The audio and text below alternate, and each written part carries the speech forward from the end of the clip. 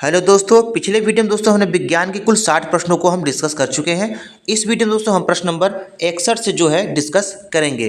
तो दोस्तों वीडियो को बिना स्किप किए अंत तक जरूर देखिएगा। आप सबसे दोस्तों एक निवेदन है, यदि आप चैनल पर नए हैं तो चैनल को सब्सक्राइब कर दीजिएगा और दोस्तों वीडियो को लाइक शेयर और सब्सक्राइब जरूर कीजिएगा। चलिए दोस्तों शुरुआत करते हैं यहाँ पे प्रश्न नंबर 61 से। प्रश्न नंबर 61 ये कहता है दोस्तों कि निम्नलिखित में से किस युग्म की इकाइयाँ जो है समान हैं।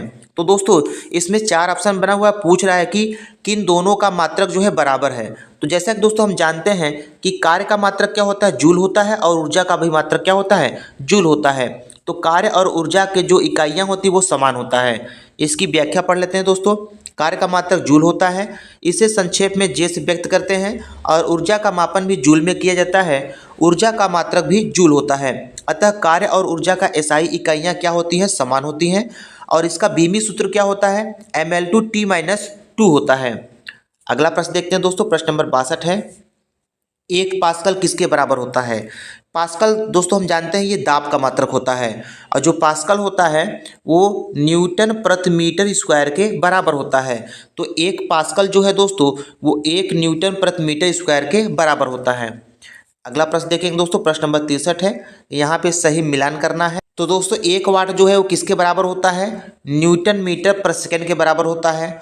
और 1 किलोवाट में कितना वाट होता है, 1000 वाट होता है। और 1 किलोवाट घंटा में कितना जूल होता है दोस्तों, 3.6 गुणित 10⁻6 जूल होता है। और 1 हार्स पावर में कितना वाट होता है, 746 वाट होता है।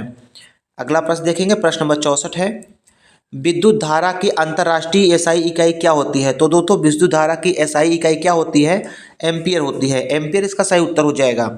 इसकी व्याख्या देख लेते हैं दोस्तों। किसी चालक में विद्युत आवेश के प्रवाह की दर को क्या कहते हैं, विद्युत धारा कहते हैं। विद्युत धारा की दिशा धन आवेश की गति की दिशा की ओर मानी जाती है, और इसका एसआई मात्रक एम्पियर होता है। और जो धारा होता है दोस्तों वो अदिश राशि होती है। अगला प्रश्न देखेंगे, प्रश्न नंबर 65 है, तरंगदैर्घ्य का एसआई मात्रक क्या होता है। तो दोस्तों तरंगदैर्घ्य का एसआई मात्रक मीटर होता है। अगला प्रश्न देखेंगे, प्रश्न नंबर 66 है दोस्तों, किसी पदार्थ की मात्रा को मापने के लिए निम्नलिखित में से किस इकाई का उपयोग किया जाता है। तो दोस्तों किसी पदार्थ की मात्रा को मापने के लिए मोल इकाई का प्रयोग किया जाता है। अगला प्रश्न देखें दोस्तों, प्रश्न नंबर यहाँ पे 67 है, इनमें से कौन सा एसआई इकाई में मोल का प्रतीक है। तो दोस्तों मोल का प्रतीक क्या होता है, MOL होता है। यही इसका सही उत्तर हो जाएगा।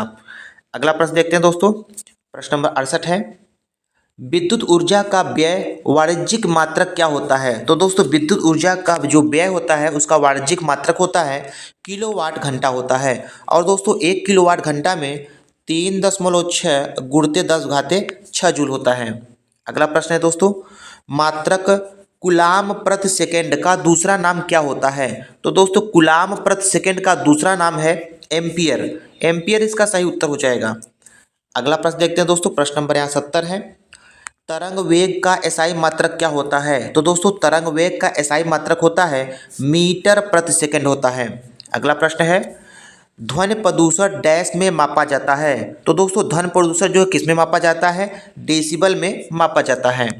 अगला प्रश्न देखते हैं, प्रश्न नंबर 72 है, ध्वनि की प्रबलता डैश में मापी जा सकती है। तो दोस्तों ध्वनि की जो प्रबलता होती है वो डेसिबल में मापी जाती है। इसकी व्याख्या पढ़ लेते हैं दोस्तों। ध्वनि की प्रबलता या तीव्रता डेसिबल में मापी जाती है। ध्वनि तरंग अनुदैर्ध्य यांत्रिक तरंगें होती हैं।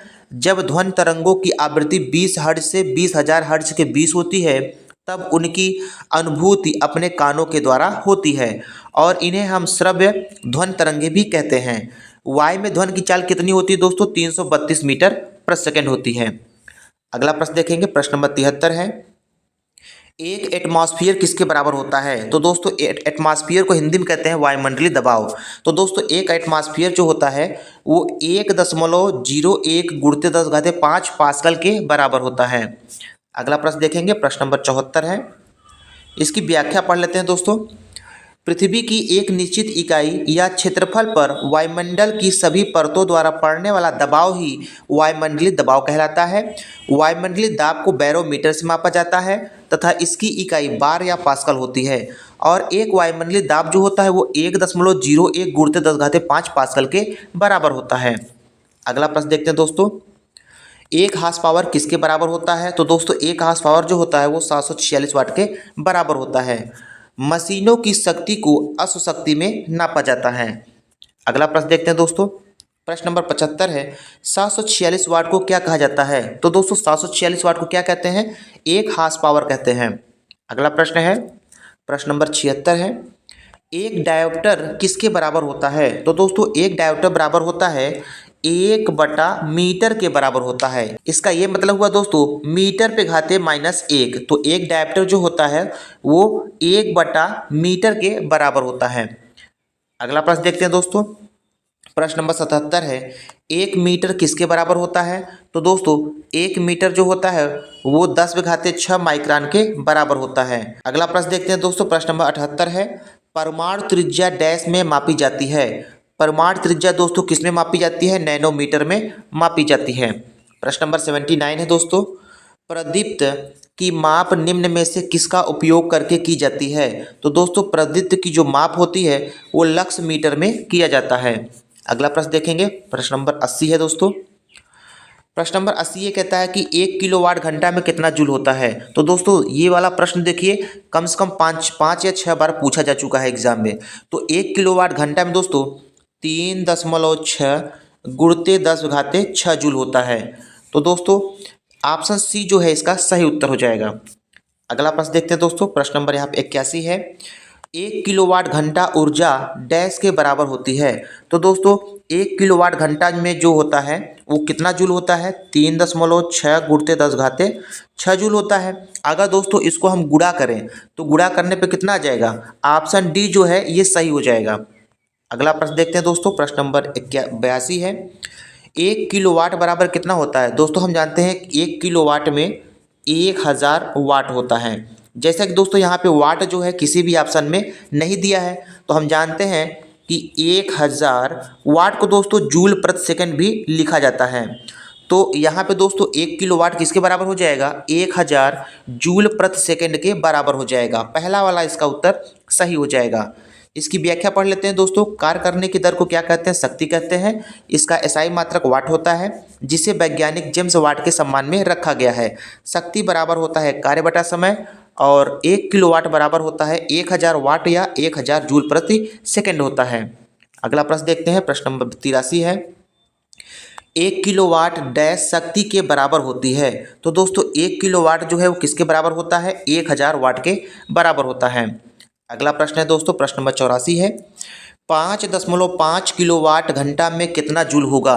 तो दोस्तों हम जानते हैं कि 1 किलोवाट घंटा में कितना जूल होता है? 3.6 गुणित 10⁻6 जूल होता है। अब हमसे पूछ रहा है कि 5.5 किलोवाट घंटा में कितना जूल होगा, तो क्या करेंगे? तो 5.5 में 3.6 गुणित 10⁻6 से गुणा कर देंगे। तो गुणा करने पर दोस्तों कितना आएगा? 19.8 गुणित 10⁻6 हो जाएगा। तो ऑप्शन डी जो है इसका सही उत्तर हो जाएगा।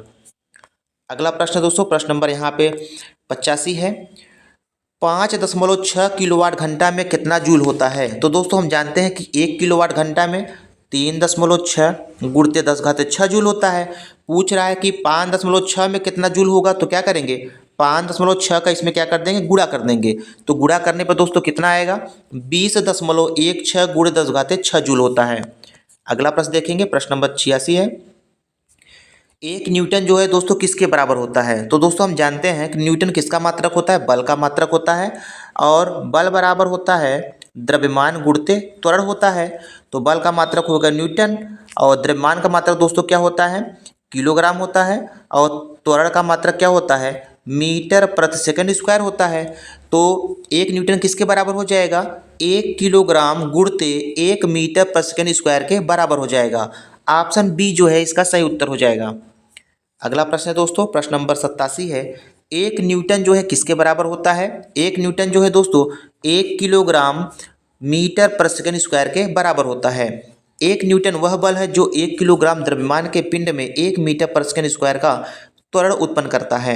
बल बराबर होता है द्रव्यमान गुणित त्वरण होता है। अगला प्रश्न देख लेते हैं दोस्तों। प्रश्न नंबर 88 है, 4.6 किलोवाट घंटा में कितना जूल होता है? तो दोस्तों हम जानते हैं कि 1 किलोवाट घंटा में कितना जूल होता है? 3.6 गुणित 10⁻6 जूल होता है। तो 4.6 किलोवाट घंटा निकालने के लिए क्या करेंगे? 3.6 में 4.6 का गुणा कर देंगे, गुणा करने पर कितना आएगा 16.56 गुणित 10⁻6 जूल आएगा। अगला प्रश्न देखते हैं दोस्तों, प्रश्न नंबर 89 है, 2 किलोवाट घंटा में कितना जूल होता है। तो दोस्तों हम जानते हैं कि 1 किलोवाट घंटा में 3.6 गुणित 10⁻6 जूल होता है। अब पूछ रहा है कि 2 किलोवाट घंटा में कितना जूल होगा, तो इसमें क्या करेंगे 2 का गुणा कर देंगे, 36 दूसरा 72 हो जाएगा। तो 7.2 गुणित 10⁻6 जूल इसका सही उत्तर हो जाएगा। अगला प्रश्न है दोस्तों, प्रश्न नंबर 90 है, 4.2 किलोवाट घंटा में कितना जूल होता है। तो दोस्तों क्या करेंगे 4.2 को 3.6 गुणित 10⁻6 से गुणा कर देंगे। तो दोस्तों गुणा करने पे कितना आएगा 15.12 गुणित 10⁻6 जूल, ये इसका सही उत्तर हो जाएगा। अगला प्रश्न देखते हैं दोस्तों, प्रश्न नंबर 91 है, प्रकाश वर्ष द्वारा किसे मापा जाता है। तो दोस्तों प्रकाश वर्ष द्वारा दूरी को मापा जाता है। इसकी व्याख्या पढ़ लेते हैं दोस्तों। प्रकाश वर्ष द्वारा दूरी को मापा जाता है। प्रकाश वर्ष वह दूरी है जो प्रकाश एक वर्ष में तय करता है। एक प्रकाश वर्ष में 9.46 गुणित 10⁻12 किलोमीटर होता है। अगला प्रश्न है दोस्तों, 1 नैनोमीटर जो है किसके बराबर होता है। 1 नैनोमीटर बराबर होता है दोस्तों 10⁻⁹ मीटर होता है। 1 नैनोमीटर बराबर 10⁻⁹ मीटर होता है। तो दोस्तों आज के इस वीडियो में इतना ही। वीडियो पसंद आया तो वीडियो को लाइक कीजिएगा, शेयर कीजिएगा। मिलते हैं नेक्स्ट वीडियो में। धन्यवाद।